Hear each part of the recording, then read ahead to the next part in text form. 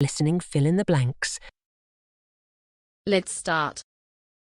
As a result of the growing research evidence of the importance of the first 3 years of a child's life, and the disappointing results from Head Start, a pilot program was launched in Missouri in the U.S.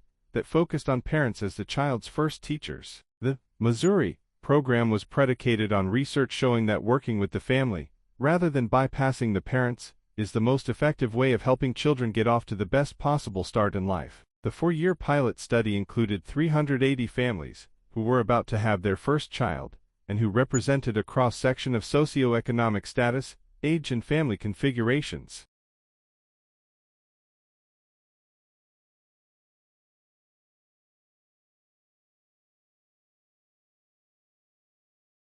Most important of all, the traditional measures of risk, such as parents' age and education, or whether they were a single parent, bore little or no relationship to the measures of achievement and language development.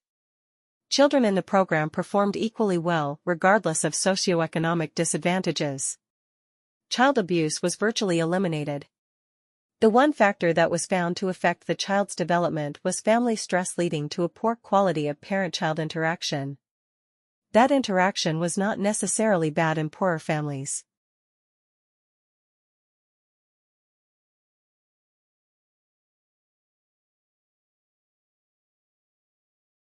The two world wars, which interrupted the supply of raw material from Japan, also stifled the European silk industry.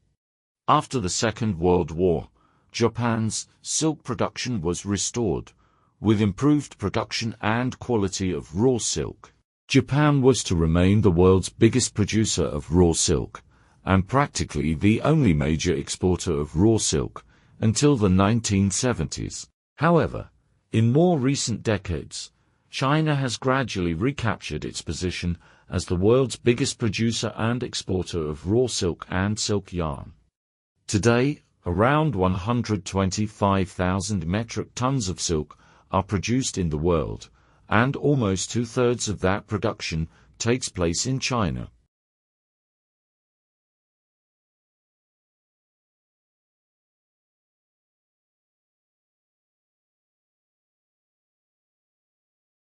Unique to the region, stepwells are often architecturally complex and vary widely in size and shape. During their heyday, they were places of gathering, of leisure, of relaxation and of worship for villagers of all but the lowest castes. Most stepwells are found dotted around the desert areas of Gujarat, where they are called Vav, and Rajasthan, where they are known as Bauri, while a few also survive in Delhi. Some were located in or near villages as public spaces for the community, others were positioned beside roads as resting places for travelers.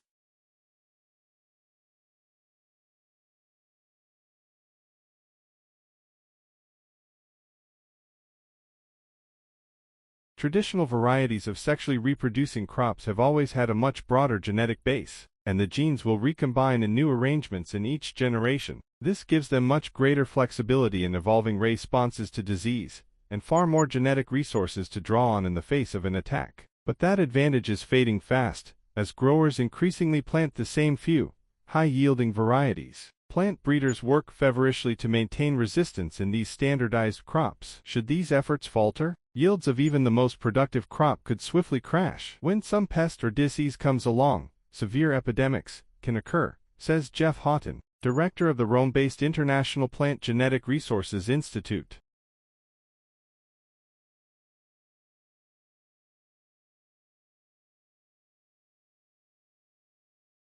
The banana is an excellent case in point. Until the 1950s, one variety, the Gros Michel, dominated the world's commercial banana business. Found by French botanists in Asia in the 1820s, the Gros Michel was by all accounts a fine banana, richer and sweeter than today's standard banana, and without the latter's bitter aftertaste when green, but it was vulnerable to a soil fungus that produced a wilt known as Panama disease. Once the fungus gets into the soil, it remains there for many years. There is nothing farmers can do. Even chemical spraying won't get rid of it, says Radamiro Ortiz, director of the International Institute for Tropical Agriculture in Ibadan, Nigeria.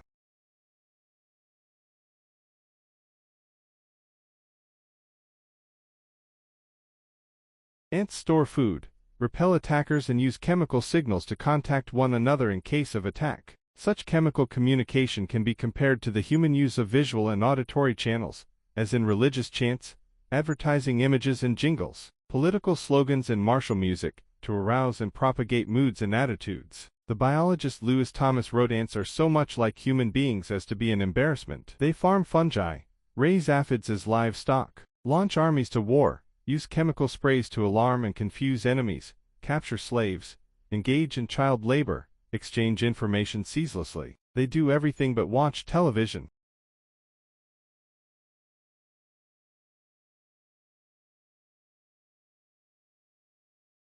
Educators are often much less aware of how quickly children can lose their ability to use their mother tongue, even in the home context. The extent and rapidity of language loss will vary according to the concentration of families from a particular linguistic group in the neighborhood. Where the mother tongue is used extensively in the community, then language loss among young children will be less. However, where language communities are not concentrated in particular neighborhoods, children can lose their ability to communicate in their mother tongue within 2-3 years of starting school.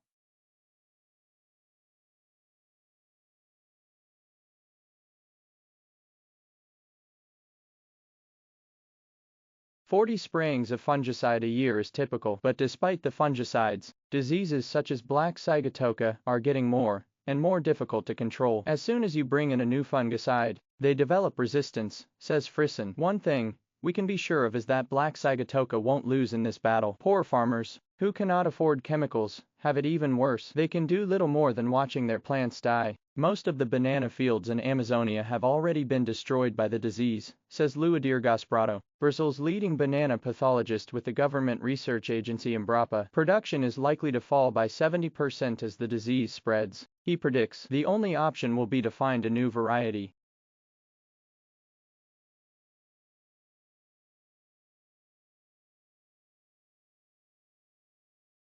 Last year, a global consortium of scientists led by Frisson announced plans to sequence the banana genome within 5 years. It would be the first edible fruit to be sequenced. Well, almost edible. The group will actually be sequencing inedible wild bananas from East Asia because many of these are resistant to black sigatoka. If they can pinpoint the genes that help these wild varieties to resist black sigatoka, the protective genes could be introduced into laboratory tissue cultures of cells from edible varieties. These could then be propagated into new disease-resistant plants and passed on to farmers.